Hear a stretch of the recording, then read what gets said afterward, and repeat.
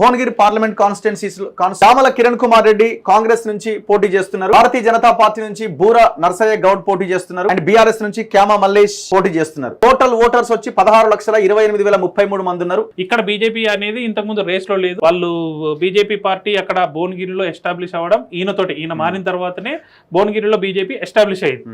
అందులో దట్టు ఇక్కడ BC polarisation అన్నదే మెయిన్ అవుతుంది. ఒకవేళ బూర నర్సయ్య గౌడ్ గెలిస్తే ఇది 100%. అండ్ ఓవరాల్ 17 పార్లమెంట్లలో బీసీ వాదం, బీసీ నరేటివ్ ఎక్కడన్నా సక్సెస్ అయిందంటే అది ఇదే అవుతుంది. ఇప్పుడు కనిపిస్తున్న సర్వేలలో కూడా వీళ్ళు సెకండ్ ప్లేస్ కి వచ్చి బీజేపీ టఫ్ కాంగ్రెస్ తోటి ఇస్తుంది అని అంటే ఓన్లీ బీసీ వాదం వల్లనే. అండ్ ఈయన ఉన్న సామాజిక వర్గం, గౌడ సామాజిక వర్గం అక్కడ హైయెస్ట్ ఇంపాక్ట్ చూపెడుతుంది.